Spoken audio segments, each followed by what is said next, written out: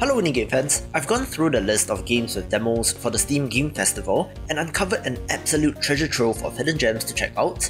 Again, all being new to the channel, so I do hope that you find some cool games to play over the weekend as well.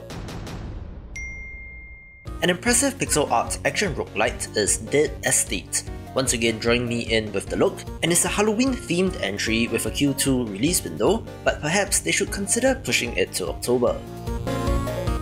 6 playable characters with unique abilities should provide plenty of variety, and apparently this is an expanded version of a previously browser-only entry, so it's nice to see it get a commercial release.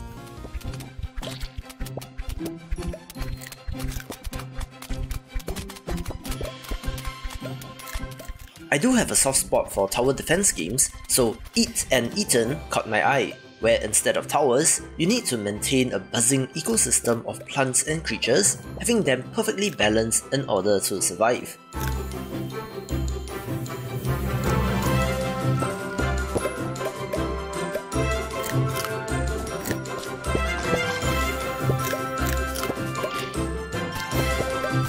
I think it's a very cool twist to the tower defense formula, so I'm excited about the concept with some simple, pleasant art that fits for this type of game.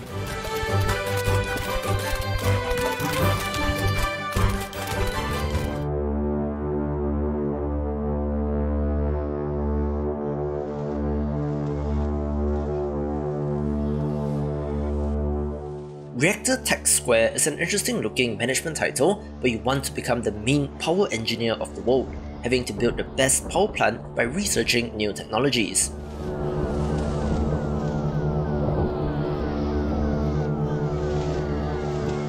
There isn't an official trailer, so I'm cutting together footage from their YouTube channel where it's not translated, but the Steam page does show off an English version.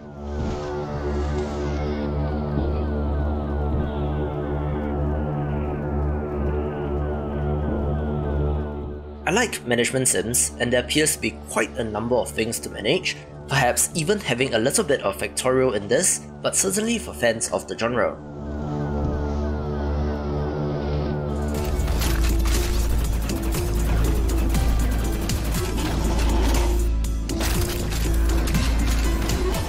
The developer of Humanless did reach out to me, whose pitch was a 2D platformer inspired by Doom, so of course I had to take a look.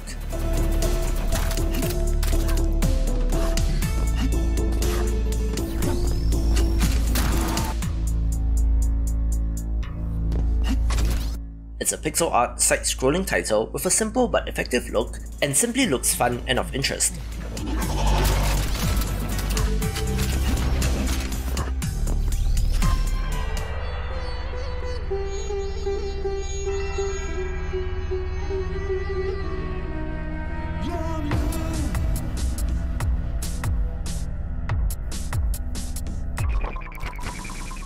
I follow developer Oscar Britton on Twitter, whose previous work was the very stylish Desert Child from 2018, so when their next project, Kardboard Kings, was announced, I was intrigued.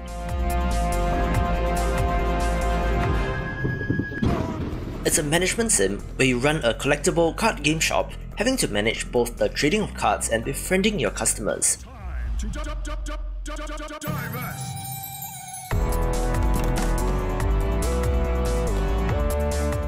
Kind of a strange art style with the character portraits, but the premise is neat, so I'm in.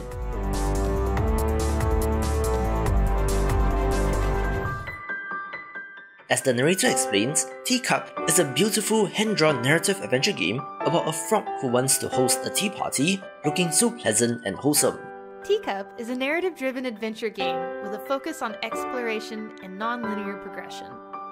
You play as Teacup, a shy and introverted young frog who loves drinking tea and reading. The day before she is to host a tea party at her house, she realizes she's completely out of tea, and thus must venture into the woods around her to find the herbs she needs to restock her pantry. Unlike other adventure games, gameplay in Teacup is not about gathering items to solve obtuse puzzles. To advance, the player must interact with the world and talk with its characters. During her expedition, Teacup will also encounter a variety of charming minigames, ranging from simple puzzles to action-based challenges. Ultimately, Teacup aims to tell a story about the nice things that can happen and the friendly people you can meet when you dare venture out of your comfort zone.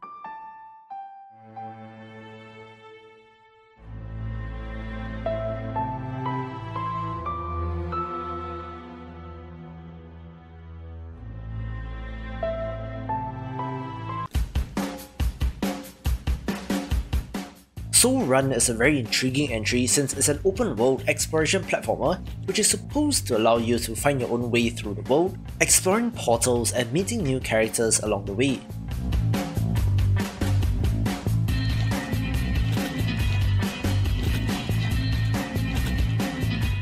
You can gain new skills and abilities, including some combat elements, but it's supposed to be rather freeform in allowing you to explore as you wish.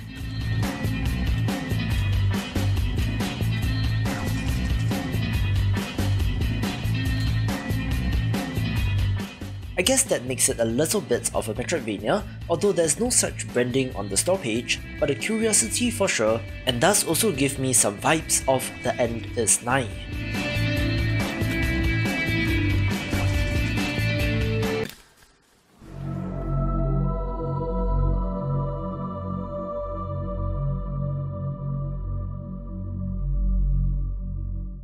One of the most beautiful puzzle platformers in development is Vesper, where you play as a little android, adventuring across the world while being pursued by deadly machines.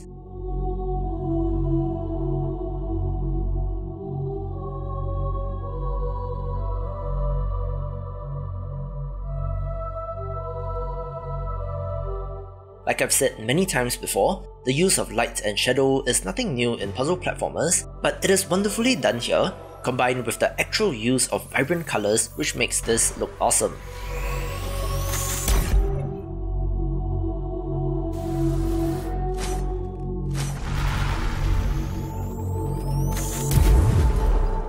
Interestingly, you're able to absorb light to create dark spots where you can hide, which appears to be the main puzzle mechanic, but for how great this looks, it gets a spot.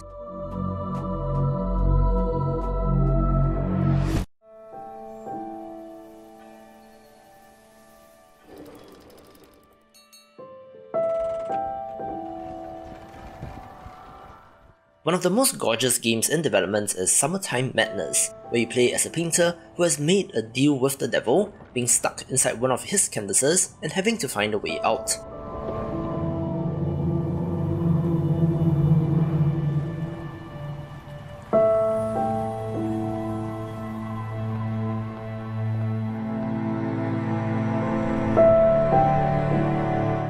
It's a first-person exploration and puzzle game, reminding me of titles like Eastward or even Manifold Garden, with a wondrous art style and landscapes and architecture to match.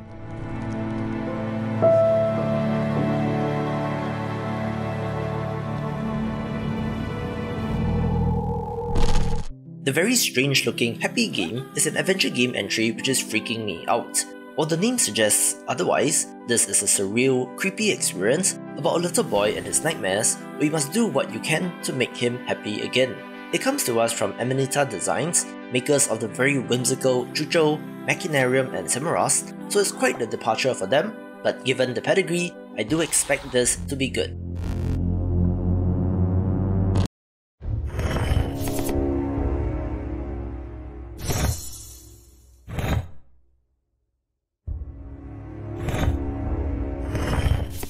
Ponbarian has one of the most ridiculously awesome header images, so head on over to the Steam page to see it, but it's a roguelite deck builder, where chess pieces are part of your deck, and our hero has to use chess moves to get around the board.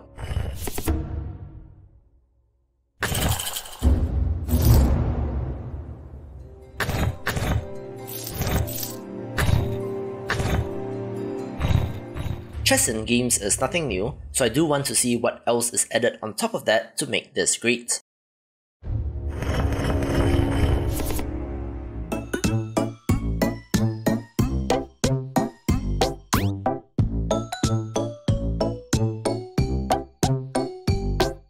I was just watching a video on Getting Over It with Bennett 40, and in a similar manner, Hot Lakes has to be inspired by that. but does give you a little bit more control, where the 4 face buttons correspond to 4 legs that push your little cube around.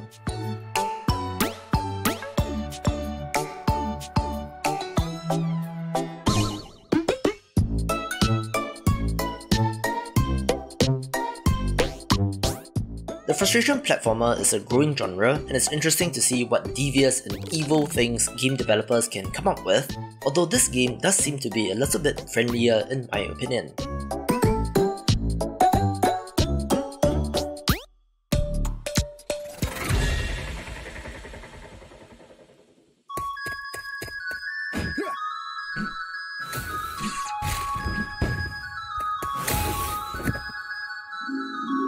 One more awesome looking Metroidvania entry makes the cut with Slavania, set in a fairy tale world where you wield a magic spear.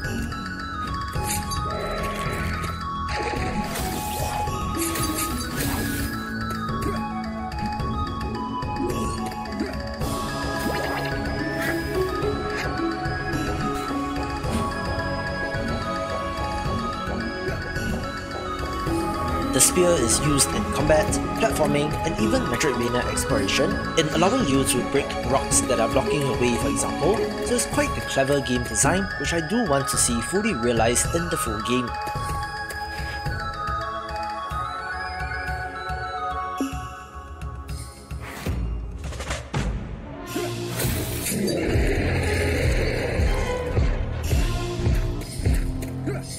I think that this is based on Slavic myths, combined with Metroidvania, which gives the game its name, and it does look good, and as a fan of this genre, I cannot say no.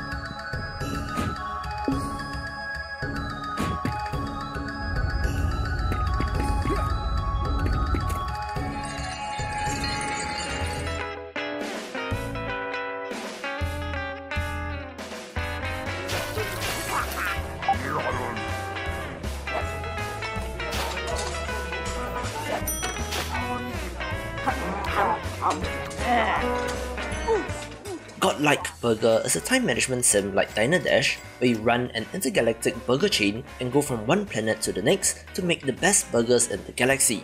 But wait, there's a twist.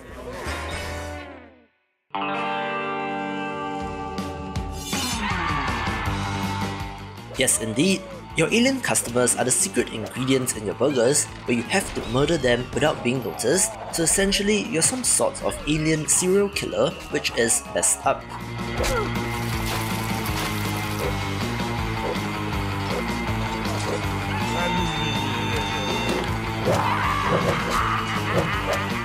I like the twist and hook here, so it does look like fun, and I cannot wait to play the full game.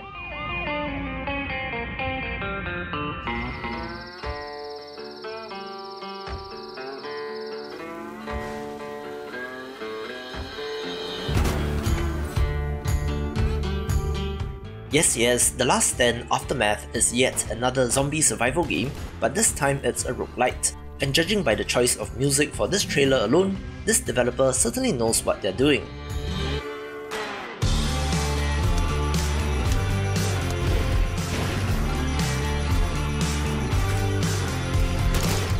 This is part of the Last Stand series, which started live as Flash Games, so I'm very happy to see this game being made, looking tremendously promising and taking the #1 spot. To see more of the big picture, check out these awesome videos, and I will see you after the jump.